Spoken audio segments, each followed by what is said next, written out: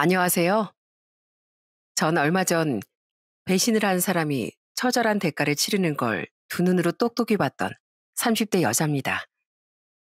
살다 보면 사람으로 인해 상처를 받는 날들이 있다지만 가장 큰 상처가 되는 일은 아무래도 믿었던 사람에게 뒤통수를 맞는 일이 아닐까 싶은데요. 저 역시 제일 가깝고 믿었던 사람에게 크나큰 상처를 받았습니다. 그나마 저에게 다행인 점이 있었는데요. 바로 그 사람에게 처절하게 응징을 할 수 있었다는 거였어요. 지금도 그때만 생각하면 자다가도 벌떡 일어날 정도로 피가 거꾸로 치솟는 그때 이야기를 여러분들께 들려드리려고요. 사실 제가 어릴 적엔 그다지 생활 환경이 좋은 건 아니었습니다. 제가 8살 때 또 제 여동생은 6살에 저희 엄마가 사고로 갑작스럽게 돌아가셨기 때문인데요. 그때부터 저와 여동생은 할머니, 아빠와 함께 살았습니다. 어릴 적엔 매일 저녁이면 엄마가 보고 싶어 울기도 많이 울었어요. 그때마다 할머니는 항상 저와 여동생이 잘 때까지 토닥여 주셨어요. 할머니, 엄마, 엄마 보고 싶어. 할머니, 엄마가 너무 보고 싶어요. 그래, 얼마나 엄마가 보고 싶겠어. 할머니도 우리 상이 마음 다 알아. 그치만 울지 말고 얼른 자라. 그래 엄마가 우리 상이 꿈속에서라도 나오지. 그렇게 할머니의 따뜻한 손길을 받으며 저흰 하루하루를 버텼습니다. 그땐 아빠도 참 힘들었을 텐데 아빤 단 한 번도 힘든 내색을 저희 앞에서 보이시진 않으셨어요. 엄마가 돌아가시고 난 후에도 저를 어떻게든 키우기 위해 열심히 일을 하셨습니다. 그리고 월급날이면 아빤 저와 여동생이 좋아하는 치킨을 항상 사오시곤 했어요. 그래서 그때마다 저흰 아빠가 퇴근하기만을 내내 기다리곤 했죠. 얘들아, 아빠 왔다. 우와, 아빠, 오늘 아빠 치킨 사왔어? 어? 치킨? 아, 이거 어쩌지? 오늘 아빠 치킨을 못 사왔는데. 에이, 뭐야. 아빠 치킨 사오는 줄 알고 기다렸는데. 뻥이지요. 짜잔. 우리 딸들 좋아하는 치킨 아빠가 사왔지. 오늘 저녁은 치킨이다. 와, 아빠 최고. 그렇게 저희 네 식구는 소소한 행복을 쌓아가며 그렇게 지내고 있었습니다. 그러던 어느 날 제가 중학교에 올라갔을 때 저희 집엔 또 한 번의 위기가 찾아왔어요. 아빠가 다니던 회사가 그만 상황이 어려워지게 되면서 실직을 하시게 된 거였죠. 갑작스럽게 실직자가 된 아빤 너무나 힘들어 하셨습니다. 그때 당시엔 경기 불황도 많이 심했던 터라 취업도 쉽지 않았죠. 그러다 보니 아빤 취업에 계속해서 실패하시면서 하루 종일 술만 드시고 힘들어 하시곤 했죠. 그런 아빠를 보며 할머니는 정말 많이 속상해 하셨어요.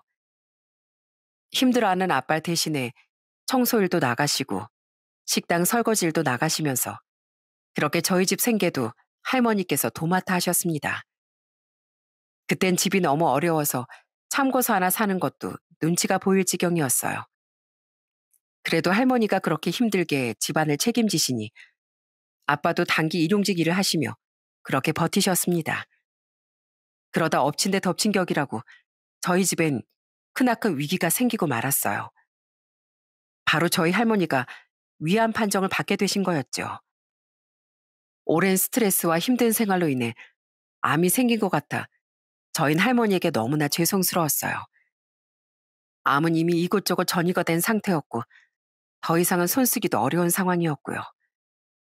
그 사실을 알고서 아빤 저희 앞에서 엄마가 돌아가시고 난 뒤 처음으로 크게 오열을 하셨어요. 엄마, 엄마 죄송해요. 이게 다 저 때문이에요. 다 제가 못난 바람에. 아니다. 아, 네 탓이 어디 있니? 다 예미가 몸을 잘 안 돌본 탓이지. 네 탓일 거 하나 없어. 괜찮다. 괜찮어. 엄마, 우리 수술 어떻게든 받아요. 항암도 해보고 방사선도 해보고 해볼 수 있는 건 다 해봐요. 의사 선생님 말 못 들었니? 어차피 절제라도 퍼진 암덩어리 때문에 힘들다고 했잖니. 우리 그렇게 아등바등하지 말고 남은 시간이라도 잘 지내보자. 그러면 안 되겠니? 엄마, 안 돼요. 절대 안 돼요. 엄마마저 저 그렇게 보낼 수 없어요. 할머니는 오열하는 아빠를 그저 묵묵히 토닥여 주시기만 했습니다. 솔직히 전 이렇게 큰일이 연달아 벌어지고 난 후로 아빠가 완전히 주저앉으면 어쩌나 걱정이 정말 많았어요. 정말 하늘도 무심하다는 말이 이럴 때 쓰는 거구나 싶을 정도였답니다. 그렇지만 할머니는 끝까지 아빠를 응원하고 믿으셨어요. 하루는 다 같이 모인 자리에서 아빠에게 통장 하나를 내미셨습니다. 그 통장은 할아버지가 돌아가시기 전부터 할머니가 꼬박꼬박 저축을 하셨던 귀중한 통장이었어요. 아들아, 어차피 이 통장 너한테 갈 테지만 엄만 이걸로 네가 다시 재기했으면 좋겠구나. 무슨 말인지 알지? 엄마, 이걸 저 못 받아요. 어떻게 이걸 제가 받아요? 내 평생 자식 힘들게 안 하는 게 내 꿈이었다. 네가 이렇게 무너지고 힘들어하는 거 나 더는 보고 싶지 않구나. 이 엄마 마지막 소원이니까 다시 한번 힘내서 시작해보려. 큰 돈은 아니지만 그래도 새로 시작할 만큼은 될 거다.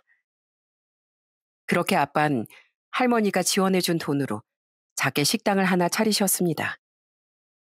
사실 아빤 예전부터 음식 솜씨가 정말 좋으셨어요. 워낙 막 감각이 좋다 보니 집에서도 자주 요리를 해주셨는데 그 능력을 발휘해서 식당을 창업하신 거였습니다. 음식 솜씨가 좋으셨으니 당연히 맛집으로 소문나는 건 시간 문제였어요. 거기다가 그때 당시 저나 여동생도 학교에 홍보도 많이 했고 그러면서 차츰 입소문으로 장사가 잘 되기 시작했죠. 그렇게 하루하루 입소문을 타고 오는 손님들이 많아지면서 점점 수익이 늘어나기 시작했어요. 아빠는 아침 새벽부터 저녁까지 쉴 틈 없이 바쁘셨지만 피곤한 와중에도 얼굴이 점점 밝아지기 시작하셨습니다. 그렇게 위기를 극복하고 저흰 이제 행복한 일만 남을 줄 알았어요. 그렇지만 상황이 풀려감에도 할머니의 병세는 나아지지 않았습니다. 오히려 점점 더 깊어지기만 했죠. 저흰 그때의 상황이 너무나 애석하기만 했고요. 할머니는 결국 요양병원으로 가시게 되었고 마지막까지 저희와 아빠 걱정만 하셨어요. 마지막으로 봤을 때 할머니는 아빠의 손을 꼭 부여잡으시고 당부의 말을 남기셨죠. 애비야, 네 어깨에 저 두 딸들이 달려있다. 그러니 힘든 일 있다고 무작정 넘어져 있으면 안 돼. 얼른 훌훌 털고 일어나야지. 내가 바라는 건 그거 하나뿐이다. 상이야, 진이야, 너희들이 아빠 옆에서 많이 도와드려야 한다. 그렇게 마지막 당부를 남기시곤 얼마 지나지 않아 할머니 세상을 떠나시게 되었어요. 그날 얼마나 눈물이 많이 나왔는지 모릅니다. 할머니는 단순히 제 할머니가 아니라 엄마나 다름없는 사람이었기 때문이었어요. 할머니가 돌아가시고 난 후로 아빤 그동안 마시던 술도 딱 끊고서 일에만 열중하셨어요. 틈날 때면 저희와도 시간을 보내시고 아빠로서도 최선을 다하셨습니다. 그 덕분인지 아빠의 사업은 날로 번창했고 저와 여동생은 남부럽지 않게 부족하지 않게 잘 클 수 있었어요. 그렇게 아빠의 든든한 지원으로 저희는 대학을 진학해 졸업까지 할 수 있었답니다. 여동생은 다른 지역으로 취직을 하게 되면서 독립을 했고 전직 근처에 취직을 하게 되었어요. 그러다 제가 30대 초반에 동료의 소개로 한 남자를 만나게 됐습니다. 수더분한 인상에 사람 좋아 보이는 너털웃음을 갖고 있는 그 남잔 정말 편안한 사람이었어요. 처음엔 그저 친하게 지내기 좋은 사람이라고 생각했는데 그 뒤로 만나면 만날수록 좋은 감정이 싹트게 되었고 그렇게 저흰 연애를 하게 되었답니다. 남자친구와 연애를 하게 되면서 알게 된 건 남자친구네 집안이 생각보다 많이 어렵다는 거였어요. 남자친구의 부모님은 하루 종일 중노동을 하셨지만 상황은 어릴 때부터 한 번도 풀리지 않았다고 해요. 그런 와중에도 부정적인 생각 없이 늘 긍정적인 남자친구가 참 대단하다는 생각이 들었죠. 사실 전 엄마가 돌아가시고 아빠가 실직하고 또 할머니가 돌아가시고 난 후엔 정말 세상이 다 절 버린 것처럼 우울해했거든요. 그런 저와는 다르게 밝고 명랑한 남자친구를 볼 때면 저도 저렇게 살고 싶다는 생각도 많이 했고요. 그렇게 닮은 듯 다른 저희 두 사람은 2년 동안의 연애를 하게 되었고 결혼까지 꼴이 나게 되었어요. 처음 남편이 아빠를 봤을 때 아빤 정말 마음에 들어 하셨습니다. 특히나 덩치가 크고 든든한 점이 너무 마음에 드신다고 하셨어요. 이야, 자네 혹시 어릴 적에 운동한 거 아닌가? 어쩜 이렇게 팔뚝이 탄탄한가? 요즘 운동하는 거 있는가? 아닙니다. 운동은 한 적 없고요. 그냥 생활 근육인 것 같아요. 워낙 어릴 때부터 집 이곳저곳 제가 뚝딱뚝딱 고쳤었거든요. 이사도 어릴 때부터 많이 다녔는데 그때마다 무거운 가구들이며 가전제품도 다 제가 옮겼습니다. 그런가? 역시 그냥 만들어진 몸이 아니구만 그래. 그나저나 정말로 부모님 도움 없이 둘이서 결혼을 하겠다는 거야? 네, 사실 저희 집이 넉넉하지 않습니다. 지원을 해줄 형편도 못 되고요. 그렇지만 저 누구보다 상이 평생 행복하게 해줄 자신 있습니다. 지금까지 열심히 모아둔 돈으로 신혼살림 장만하고 차근차근 늘려갈 생각이에요. 그래, 자네 그 마인드가 참 마음에 드네. 요즘 세상에 누가 결혼하면서 떡하니 집을 해올 수 있겠는가? 자네 생각이 많네. 아빤 남편이 정말 진실되고 건실한 청년 같다며 마음에 들어 하셨죠. 시댁은 시부모님과 시동생, 시누, 이렇게 5식구였어요. 시부께선 평소에도 말이 별로 없으셨고 조용한 분이셨는데 약간 시모는 우리 큰아들, 큰아들 이러면서 아들을 많이 아끼시는 그저 평범한 부모님이셨어요. 저흰 양가 도움 없이 저희 둘만의 힘으로 신혼살림을 시작했습니다. 처음엔 진짜 원룸에서 시작해 점점 살림을 넓혀갔죠.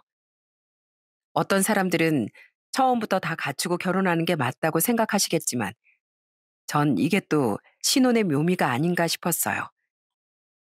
월급을 받고 나서 차곡차곡 저축해서 다음해엔 좀 더 넓은 집으로 이사를 가고 그러면서 사고 싶었던 가구들 하나하나 구입을 하는 게 정말 재밌고 좋았습니다. 저나 남편이나 월급이 넉넉한 건 아니었지만 그래도 둘이서 아끼고 차곡차곡 모으니 금세 돈이 불어나더라고요. 그러면서 제일 먼저 했던 건 바로 시댁 시골집을 리모델링 하는 거였습니다. 사실 시댁에 갈 때마다 전 화장실 가는 게 그렇게 무서웠거든요. 시댁 화장실은 집 밖에 따로 있었는데 낮엔 그렇다 치더라도 밤엔 불도 깜깜하고 너무 무서웠어요. 그래서 늘 남편을 데리고 화장실을 갔었죠. 여보, 거기 있어? 거기 있는 거지? 나 여기 있어. 바로 앞에 있으니까 걱정하지 마. 무서우면 뭐 내가 노래라도 부를까? 아니야. 여보, 아니야. 노래 하나만 불러봐. 여긴 올 때마다 적응이 안 되네. 그지? 나도 평생 살았는데도 무서울 때가 있다니까. 그래도 이렇게 내가 앞에 있으니까 걱정하지 마.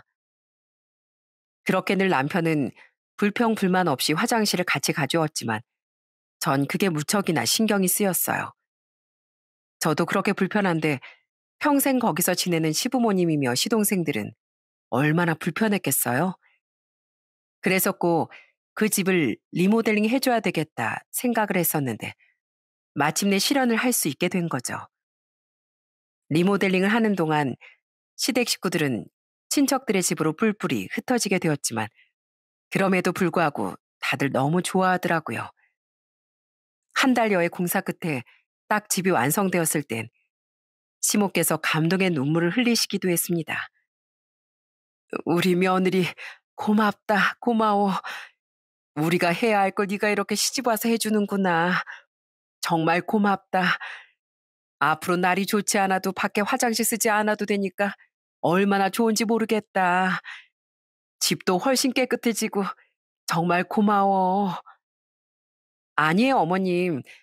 어머님, 아버님, 그리고 도련님 아가씨도 다 편안하게 쓰시면 좋죠. 니들 결혼하는데 우리가 뭐 보태준 것도 없는데 이렇게 받기만 해서 되는지 모르겠다. 니들 살아가는데도 힘들 텐데 우릴 먼저 생각해 주니 정말 고맙다. 그리고 미안하고. 그렇게 기쁨의 눈물을 흘리시는 시모를 보면서 저도 많이 울컥했습니다.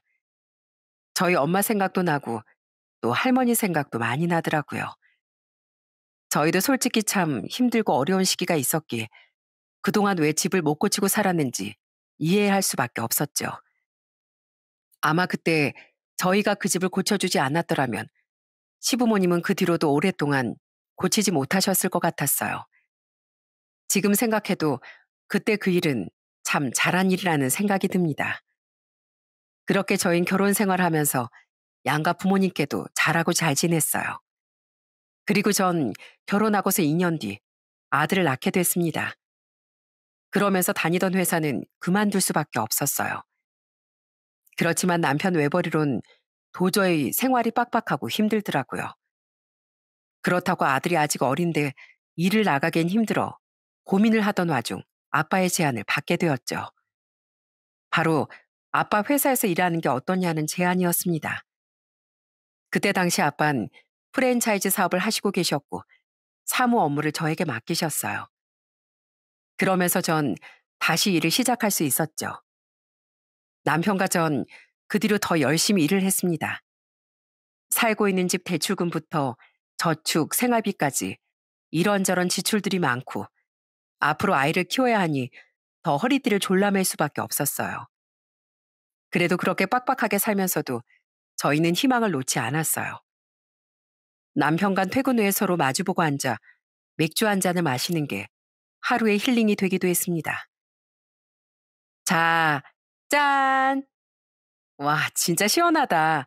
그지, 여보? 오늘 날이 너무 더워가지고 힘들었어. 당신은 오늘 어땠어? 나야 뭐 똑같지 뭐. 그래도 이렇게 당신이랑 마주보면서 맥주 한 잔 마시니까 회사에서 받은 스트레스가 싹 풀리는 것 같은데? 당신 많이 피곤하지? 아들도 봐야 하고 또 일도 해야 하잖아. 아무리 아버님이 당신 상황 고려해 주신다고 해도 당신이 이것저것 신경 쓰느라 많이 피곤할 것 같아. 내가 좀 더 능력이 있었으면 우리 여보가 이렇게 고생 안 했을 텐데. 무슨 소리야. 난 지금 이렇게 당신이랑 오붓하게 시간 보낼 수 있다는 것만으로도 정말 행복해. 그래도 둘이서 열심히 일하다 보면 더 좋은 날 올 거야. 그래, 맞아. 열심히 살다 보면 좋은 날이 있겠지. 그런 의미로 우리 짠하자. 그렇게 저흰 희망을 갖고 열심히 앞만 보며 달렸습니다. 아이가 어릴 땐 육아도 해야 하고 많이 피곤하기도 했지만 그래도 아이가 어느 정도 크면서부턴 몸도 마음도 많이 편해지더라고요. 살림살이가 엄청나게 넉넉한 건 아니었지만 그래도 나름 잘 살고 있다고 생각했습니다. 그런데 행복이 늘 계속되는 건 아니었어요. 남편이 딱 40줄이 되고 나서부터 위기가 찾아왔답니다. 남편이 다니던 회사가 어려워지게 되면서 사원들을 정리해고하게 되었는데 남편이 그 대상이 된 거였어요. 하루아침에 회사를 관둬야 하는 상황이었죠. 남편은 특히나 자신이 정리해고 대상이 되었다는 사실에 너무나 충격을 받고 힘들어했어요. 내가, 내가 거기서 얼마나 열심히 일했는데 벌써 10년이 넘었어. 당신도 알잖아. 내가 그 회사를 위해 그동안 얼마나 열심히 일했는지. 근데 어떻게 나한테 그럴 수가 있어? 여보, 많이 속상하지. 나도 이렇게 속상한데 당신은 얼마나 마음이 아프겠어. 이제 어쩌지? 우리 이제 어떻게 해? 내 나이가 이제 40인데 다시 어디에서 시작을 하냐고. 이직을 알아봤던 것도 아니고 이렇게 한순간에 직장에서 잘렸는데 나 앞으로 어떻게 하지? 여보, 괜찮아. 천천히 생각해보자. 당신 능력 있는 사람이니까 어디든지 갈 곳 분명 있을 거야. 너무 걱정하지 마. 제가 해줄 수 있는 건 옆에서 남편을 달래고 위로해 주는 것밖에 없더라고요. 사실 남편은 어느 정도 경력도 있고 능력도 있어서 처음엔 취업이 잘 될 거라고 생각을 했습니다. 그런데 세상은 정말 만만치 않더라고요. 남편이 이력서를 여기저기 넣어봤지만 괜찮은 곳에선 한 통의 연락도 오지 않았어요. 오히려 전 월급보다 훨씬 더 적은 업체에서만 연락이 왔고요. 그렇다고 이젠 아이도 크고 있는데 아무 곳이나 들어갈 순 없겠더군요. 그렇게 하루하루 고민하는 남편을 보면서 저도 정말 속이 문드러지는 줄 알았습니다. 그러다가 아빠에게 남편의 얘기를 꺼내게 되었어요. 아빠, 혹시 주변에 일자리 구하는 회사 없어? 일자리? 아니, 일자리는 왜? 아니, 이서방, 얼마 전에 권고사직 당했다고 했잖아. 여기저기 이력서 넣어보긴 했는데 연락 오는 데가 많지 않은가 봐. 거기다가 연락 오는 것도 연봉이 절반으로 삭감해서 연락 오고, 그렇게까지 하면서 입사를 해야 하나 고민하는 것 같아서 혹시 괜찮은 곳 있어? 어, 그럼 그러지 말고 일단 이서방이랑 한번 아빠 사무실에 와. 이력서 한 장도 가지고 오고. 그렇게 전 남편을 데리고서 아빠를 만나러 가게 되었습니다. 아빠 남편의 이력서를 찬찬히 보시더니 깜짝 놀랄 만한 제안 하나를 하셨어요. 바로 자신의 회사 입사라는 게 어떻겠냐는 제안이었죠. 자네, 솔직히 자네가 하던 일과는 전혀 다르긴 하지만 혹시나 괜찮다면 우리 회사 입사해서 일을 해보는 건 어떤가?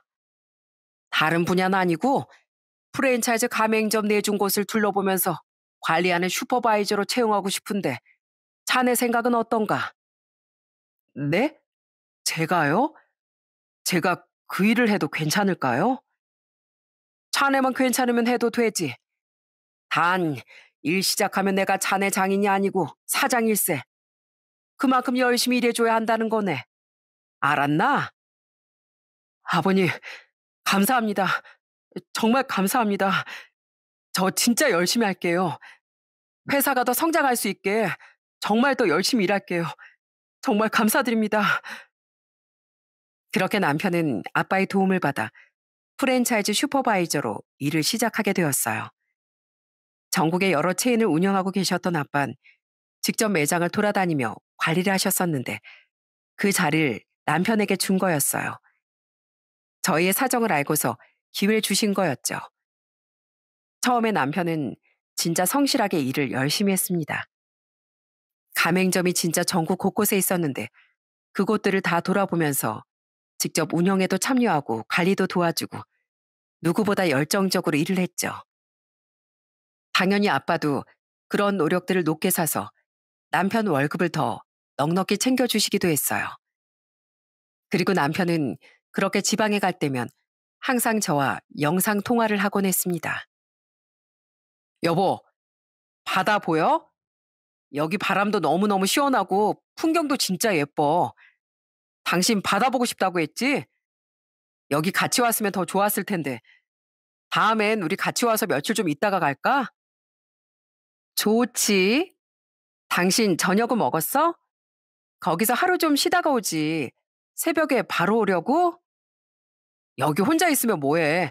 빨리 가서 당신이랑 우리 아들 봐야지. 걱정하지 마. 아까 잠깐 쪽잠 자서 피곤하지도 않아. 아, 얼른 집에 가고 싶다. 내가 여기 유명한 음식 포장하고 갈게.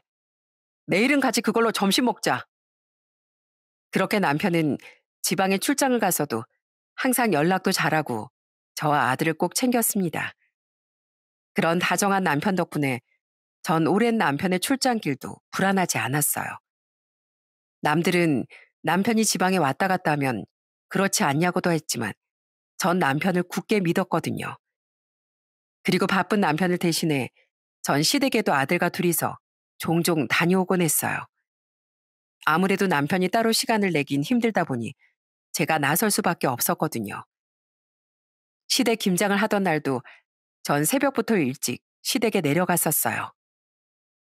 어머님, 저 왔어요. 아유, 뭘 벌써 왔어. 천천히 와도 되는데. 이건 또 뭐야? 고긴 왜 사왔어? 우리가 사도 되는 걸. 오면서 그냥 사왔어요. 또 시내 나가시려고 하면 버스 타고 한참이시잖아요. 괜히 힘들게요. 우리 김장 다 하고 수육해서 먹어요, 어머님. 배추는 절여 놓으신 거예요? 안 그래도 양념만 묻힐 수 있게 제가 양념도 더 만들어서 왔어요. 세상에나, 아유, 어쩜 이렇게 부지런하니? 내가 우리 며느리 덕분에 김장도 편하게 한다. 넌 오늘 아주 손 하나 까딱하지 말거라. 나랑 네 시애비랑 시동생들이 알아서 김장할 거니까. 여기까지 오는 것도 고마운데 어떻게 이것까지 싹 다 준비해 왔냐? 이렇게 전 시댁 식구들도 정말 꼼꼼히 챙겼답니다. 사실 이렇게까지 하는 이유는 밖에서 고생하는 남편이 덜 신경 쓰이게 하고 싶었기 때문이었어요. 남편은 그 후로 3년 동안 정말 열심히 일을 했습니다. 연봉도 점점 높아졌어요. 그런데 3년 차가 딱 되는 시점부터 슬슬 가맹점에서 불만들이 나오기 시작했습니다. 특정 지점은 물류 배송이 엄청 빠른데 자기네들은 리뉴얼된 메뉴들이 빨리 배송이 되지 않는다는 것이었죠. 그걸 보고서 저도 좀 의아해 남편에게 물어봤던 적도 있었습니다.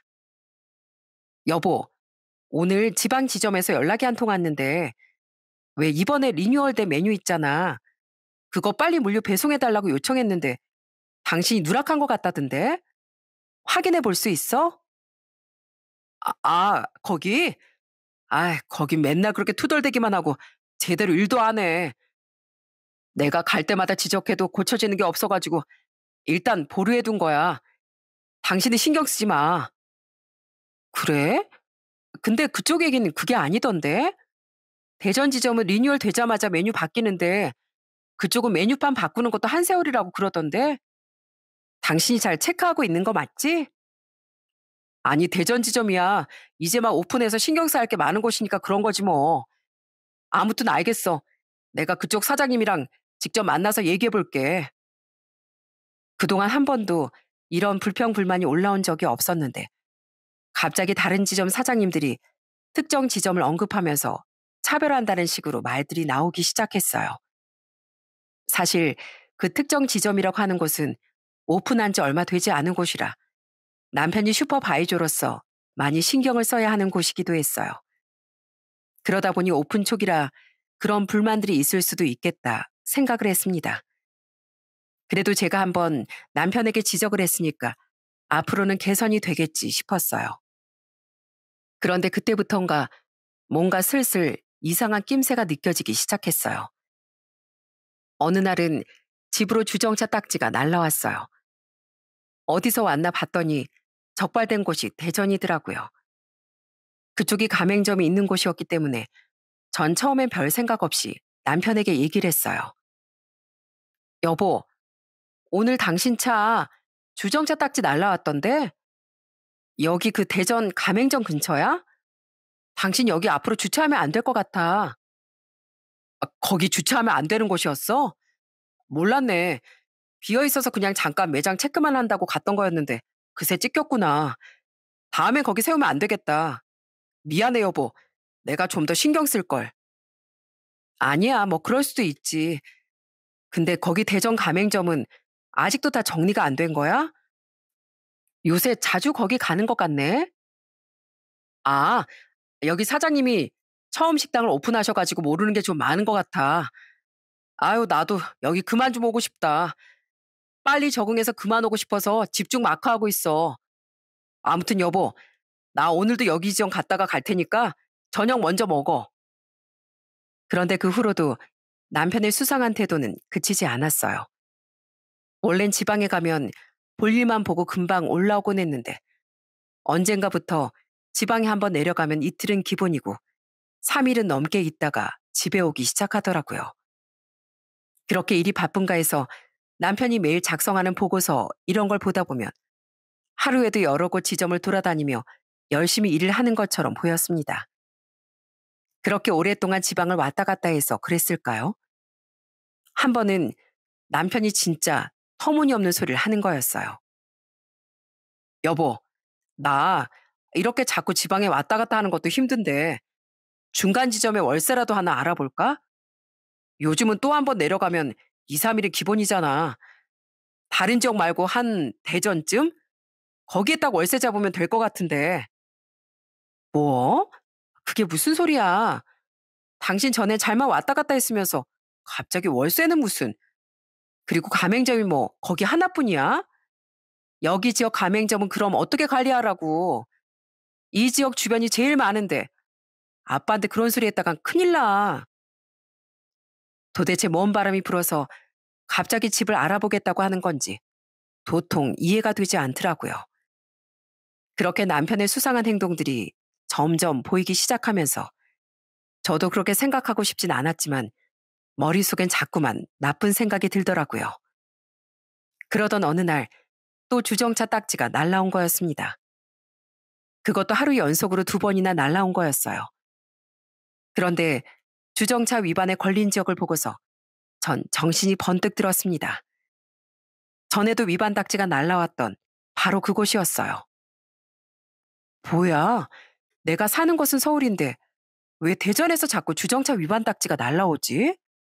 설마 아무리 생각을 해봐도 자꾸만 특정 지역에서만 이런 게 날라온다는 게 이해가 되지 않았습니다. 결국 전 남편의 뒤를 캐보기로 생각했어요. 출장에서 다녀온 남편이 잠들었을 때 전 차 블랙박스를 확인했습니다. 그런데 그 블랙박스에서 정말 경악을 금치 못할 진실을 확인하게 되었어요. 차에서 누군가 다정하게 대화를 하던 남편이 주차를 하고 내리는데 조수석에 앉아있던 사람도 같이 내리는 거였어요. 그런데 두 사람은 내리자마자 팔짱을 끼고 다정하게 걸어가는 게 아니겠어요? 그걸 보고서 순간 머리 끝까지 열이 확 뻗쳐오르더군요. 그런데 더욱 경악스러운 건 따로 있었어요. 바로 남편의 팔짱을 낀 그 여잔 대전 지점 여사장이었거든요. 그제서야 전 남편이 그동안 왜 그렇게 수상한 행동을 한 건지 모든 퍼즐이 맞춰졌습니다. 이 두 사람을 도저히 가만히 둘 수 없겠다는 생각이 들었어요. 다음날 쉬는 날이었던 남편에게 전 아이를 맡기고 잠시 볼 일이 있다며 일찍 집을 나섰습니다. 그리고 제가 향한 곳은 바로 대전이었어요. 대전까지 내려가는 내내 얼마나 손발이 덜덜 떨리던지 아마 수천 번은 심호흡을 했던 것 같습니다. 혹시나 내 얼굴을 아는 건 아닐까 긴장을 잔뜩 한 채로 그 대전 지점을 가게 되었는데 딱 가게에 들어서자마자 그 여사장이 뛰어나와 인사를 하는 거였어요. 어서 오세요. 몇 분이세요? 혼자요. 아, 네. 저기 편하신데 앉으세요. 전 절 알아보는 줄 알았는데 그 여사장은 저를 전혀 못 알아보고 있더라고요. 점심이 가까우니 사람들이 제 뒤로도 계속해서 들어오더군요. 이미 제 옆 테이블에서도 술판이 벌어지고 있었고 보는 눈도 많으니 본격적으로 제가 나서야 되겠다는 생각이 들었습니다. 그리고 전 그 여사장을 불렀어요. 여기 음식이 그렇게 맛있다고 하던데 근데 여기 지점이 본사에서 특별 대우를 받는다면서요? 네? 아, 누가 그런 소리를 그런 거 없어요. 가맹점은 다 똑같죠 뭐. 뭐 드릴까요? 저희 아무거나 다 맛있어요. 그래요? 제가 듣기론 사장님 남자 꼬시는 재주가 아주 특출나시다던데 여기 메뉴판 보니까 그게 없더라고요. 사장님 잘 되시려면 남자 꼬시는 법도 좀 써놔야 되겠네요. 네? 그게 무슨 소리세요? 뭐라고요? 이동강 아시죠? 그때 제가 딱 남편의 이름을 말하자 그 여사장의 얼굴은 새하얗게 질려버렸어요. 그 모습을 보자마자 정말로 맞았구나 실감이 나더라고요. 그러더니 당황한 여사장은 말을 더듬으면서 부인을 했습니다. 네? 아니요. 그게 누군데요?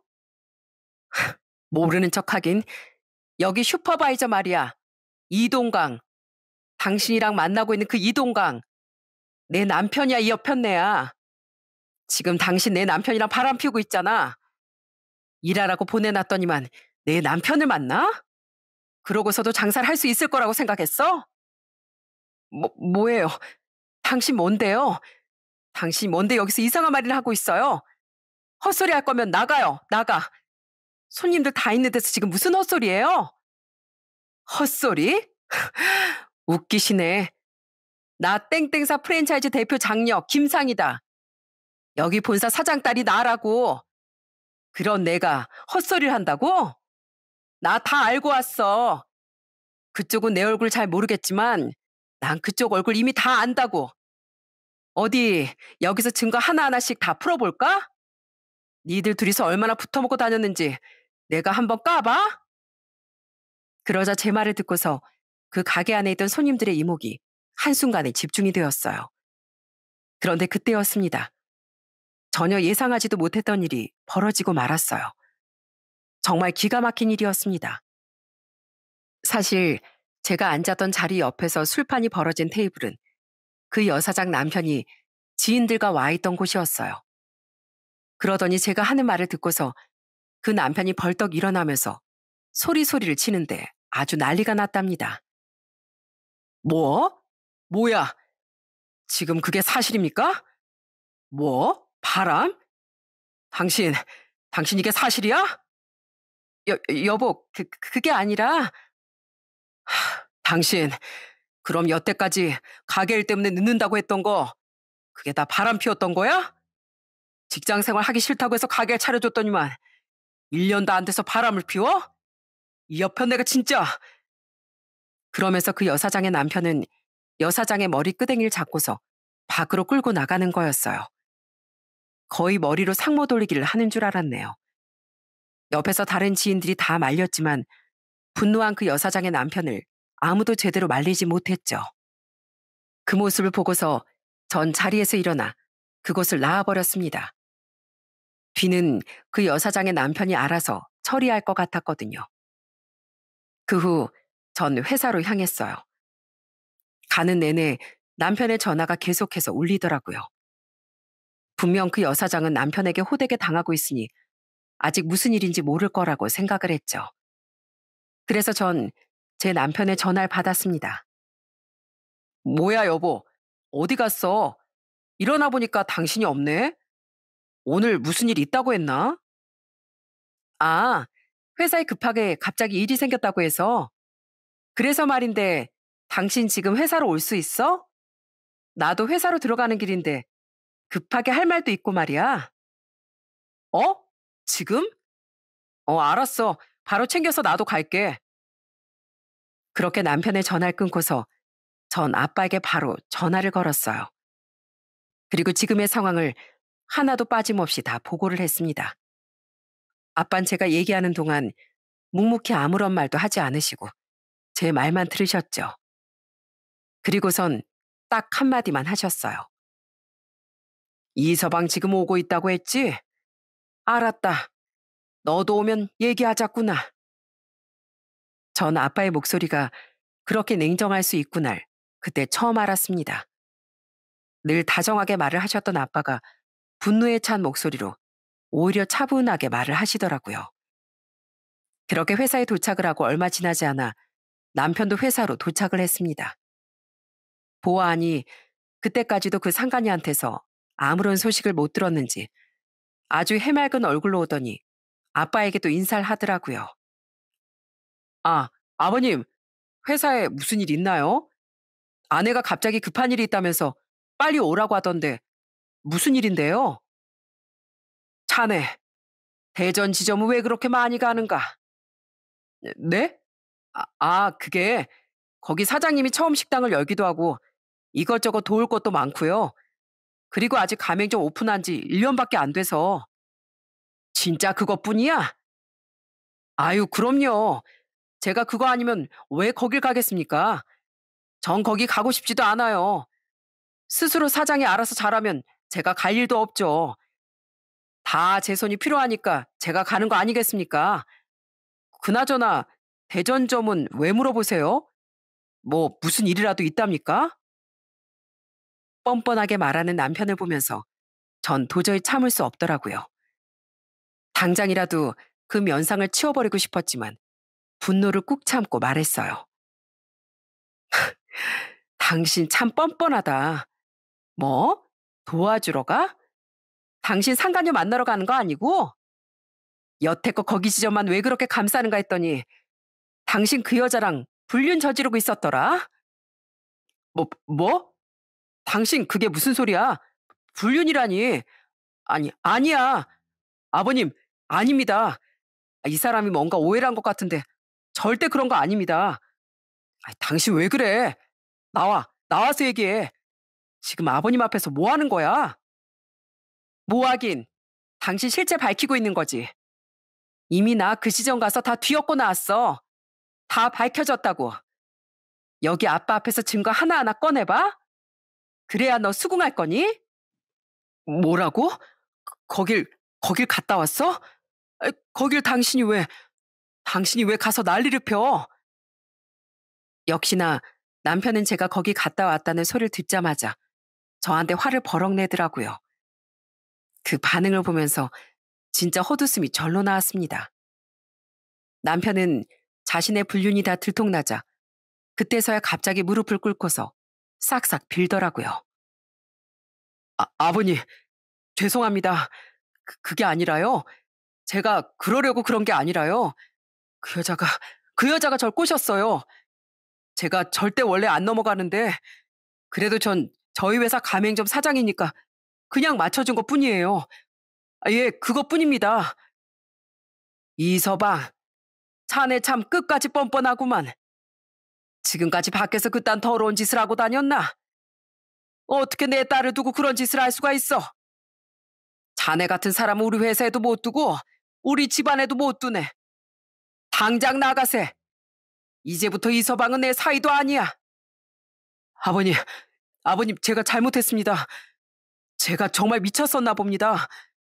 정말 한 번만, 딱 한 번만 봐주시면 안 될까요? 제가 다시는 그런 일 안 하겠습니다. 정말요. 한 번만 봐주세요. 제 실수입니다. 그리고 만난 지도 얼마 안 됐어요. 자네 지금까지 카드 내역 보니까 대전점 오픈한 이후로 쭉 그쪽에서만 카드를 엄청 썼더구만. 이거 내역 다 세세하게 한번 확인해봐. 언제부터 그랬는지, 정말로 실수인지 내가 한 번 다 확인을 해봐야 끝을 내겠어? 어디서 감히 날 속이려고 들어? 알고 봤더니 아빤 제 얘기를 듣고 바로 남편에게 출장비로 쓰라며 줬던 사업장 카드 내역부터 싹 훑어본 거였습니다. 그동안 워낙 출장도 잦고 아빠한테 보고를 하면서도 설명을 다 잘하다 보니 아빠도 별 의심하지 않고 넘어갔었는데 제 얘기를 듣고 나서부턴 이게 정말 수상하다는 걸 아셨던 거죠. 보아 아닌 남편은 출장을 핑계로 대전에서 사업장 카드를 엄청 쓰고 다녔던 거였어요. 간 크게 뭘 선물을 사거나 그런 건 아니었지만 나중에 보니까 저녁에 밥을 먹은 것도 항상 2인분 정도. 그 다음에 꼭 술을 마시러 2차를 갔는데 그곳에서도 꽤나 많은 비용을 썼더라고요. 혼자서 쓴 거라곤 조금 많은 금액이다 싶었는데 그게 다 상간녀랑 그러고 돌아다닌 거였죠. 어찌가 어처구니가 없던지 사람을 이런 식으로 뒤통수 칠 수 있구나 싶었어요. 남편은 냉정한 아빠의 표정에 정말 머리를 바닥에 진짜 조아리듯이 빌고 또 빌었습니다. 아버님, 제가 정말 잘못했습니다. 제가 요즘 너무 힘들어서 외롭고 피곤해서 정말 죄송합니다. 아버님, 다신, 다시는 안 그러겠습니다. 이미 끝났네. 그 지점도 정리할 거고 계약도 파기할 걸세. 자네도 알다시피 우리 계약서 내용 중에 브랜드 이미지 해칠 경우 바로 계약 파기라는 거 알지? 자네도 마찬가지세. 카드 내역서 법률 대리인이 앞으로 싹 다 살펴볼 거니까 그렇게 알게나. 조금이라도 이상한 거 있으면 내가 자네한테 다 청구할 걸세. 그러니 회사에서 당장 나가고 내 딸이랑도 이혼하게. 이혼 안 받아들이면 한 푼도 빠짐없이 청구할 거니까 그러기 싫으면 조용히 이혼해. 아버님, 한 번만 봐주십시오. 한 번만요. 당장 여기서 꺼져. 경찰 불러서 고소당하고 싶지 않으면 당장 이 자리에서 썩 꺼지라고. 믿었던 사이놈이 뒤통수를 쳐? 내 눈앞에서 안 사라지면 내 오늘 당장 고소장 넣을 거니까 알아서 해. 결국 아빠의 호통에 남편은 그 자리를 나가야 했습니다. 남편이 그렇게 나가고 나서야 저와 아빠는 긴장이 풀리는 것 같았어요. 둘 다 자리에서 주저앉아 멍하니 있을 수밖에 없었습니다. 아빠도 저도 남편이 정말 그럴 줄은 상상도 못했거든요. 솔직히 사이라고 해서 아빠가 더 신경 쓰고 챙겨줬던 것도 있었고, 저 역시 남편을 위해 시댁이고 집안일이고 전혀 신경 안 쓰게 노력을 했던 거였는데, 어떻게 그런 건 하나도 생각 안 하고 이렇게 사람을 배신할 수가 있는지 너무나도 충격적이었어요. 그 뒤로 시댁에도 이 사실이 전해졌습니다. 그런데 시댁의 반응은 정말 남은 정도 다 떨어지게 만들더라고요. 이혼 청구를 하게 되면서 시모가 저한테 한번 전화가 온 적이 있었거든요. 애미야, 아무리 그래도 한 번은 봐줄 수 있는 거 아니니? 남자가 밖으로 자꾸 나들다 보면 실수도 할 수 있는 거지. 그리고 그거 솔직히 네 탓도 있는 거 아니냐? 얌전히 회사만 왔다 갔다 하던 애가 전국을 떠돌아다니니 얼마나 외롭고 힘들었겠어. 그럴 때 그냥 한번 의지한 거 가지고 너 너무한 거 아니야? 어머님이 어떻게 저한테 그런 소리를 하세요? 남편 취직시켰을 땐 잘했다고 고맙다고 저밖에 없다고 하셨으면서 어떻게 말이 그렇게 싹 달라지세요? 저 용서 못합니다. 사람이 은혜를 받았으면 고마운 줄 알아야 하는 게 맞는 거예요. 그런데 이런 식으로 배신을 해요? 저 절대 용서 못하고요. 이혼할 겁니다. 어머님도 다신 저한테 연락하지 마세요. 아무리 팔은 안으로 굽는다지만 끝까지 자기 아들만 두둔하는 시모를 보면서 이혼을 잘 결정한 것 같다는 생각도 했습니다. 그렇게 남편에겐 이혼 소송을 했고 상간녀에게도 위자료 청구를 했어요. 이미 블랙박스며 가게 CCTV며 증거까지 다 확보가 되어 있는 상황이라 두 사람은 불복도 할 수 없었죠. 그렇게 전 남편에게 위자료를 받고 이혼을 했고 상간녀에게도 위자료를 받게 되었어요. 그런데 진짜 웃긴 게 뭔지 아세요? 그렇게 가정을 깰 정도로 둘이서 붙어 먹었으면 그 후로도 둘이서 붙어야 하는 거 아닌가요? 근데 남편은 이혼 후 완전히 낙동강 오리알이 되었더라고요. 알고 봤더니 그 상간녀는 본인 남편한테 싹싹 빌어서 결국 그 남편이 용서를 해줬다는 거였어요. 결국 두 사람의 지독한 사랑은 그렇게 끝이 났고요. 그렇게 힘들고 어렵게 살던 남편을 아빠가 어떻게든 끌어올려줬는데 한순간에 잘못된 선택으로 인해 이 모든 걸 다 놓치게 된 거였어요. 그 선택의 대가는 무엇보다 처참했습니다. 전 남편은 저와 이혼을 한 뒤로 다른 회사에 취직을 했지만 월급은 반토막이 났고 거의 신입으로 눈치 보며 회사를 다니고 있다고 하더군요. 벌써 이혼을 한 지도 1년이 지났지만 지금도 여전히 전 남편은 저와 다시 재결합할 수 있을 거란 희망에 부풀어 있다는 게 참 웃길 때도 있답니다. 그럴 때마다 전 현실을 꼬박꼬박 확인해주고 있어요. 여보, 우리 아들 잘 지내고 있어? 이번 주말에 아들이랑 같이 캠핑 갈까 하는데 당신도 같이 갈래? 여보 같은 소리 하고 있네. 너랑 나랑 헤어진 지 벌써 1년이 지났어. 언제적 여보야? 헛소리 할 거면 전화도 하지 마. 여보, 내가 진짜 잘못했어. 나 당신이랑 헤어지고 나서 다른 여자 아예 눈길조차 안 줘. 아니, 왜? 당신 이제 솔로 아냐? 청개구리가 따로 없네. 결혼을 해서 눈을 안 돌려 하는 거 아니야? 당신하고는 다음 생에도 다시는 만나고 싶지 않으니까 그딴 소리 그만해. 그나마 아빠 자리 남겨둔 걸로 다행이라고 생각하라고. 전 앞으로도 전 남편과 재결합할 생각은 전혀 없습니다. 생각해보니 이미 한번 배신을 한 사람이 또다시 안 할 거라는 법은 없잖아요. 그런 위험한 결정은 절대 해서는 안 되는 것 같습니다. 진심으로 믿고 기회를 준 사람의 등을 친 대가는 언젠가 반드시 돌아오게 돼 있어요. 그리고 그 대가는 늘 참혹하고요. 그러니 기회를 받았으면 그 무게를 알아야 하는 것 같습니다. 그 무게를 가벼이 여긴 순간 사람이 무너지는 건 한순간이니까요. 지금은 저도 아빠 회사에서 열심히 일을 하고 있고 아빠 뒤를 따라 가맹점 관리도 하고 있습니다. 저희도 여기저기 많이 다녀보다 보니 저희 가맹점 사장님들 고충들도 정말 많더라고요. 아무래도 경기가 요즘 좋지 않다 보니까 여러모로 힘든 부분들이 많은 것 같은데요. 경기가 풀릴 듯 안 풀릴 듯 참 힘든 시간이 계속되고 있어 저희도 답답할 때가 많답니다. 저희 가맹점 사장님들도 그렇지만 다른 자영업자분들도 요즘 참 많이 힘드시죠? 그래도 곧 다시 해뜰 날이 있을 거라 생각합니다. 그러니 다들 힘내시고 웃을 일이 앞으로 많이 생기시길 바랍니다. 모든 분들이 더 밝은 내일을 맞이하시길 바라며 제 사연은 이만 마치도록 하겠습니다. 모두들 부디 행복하세요.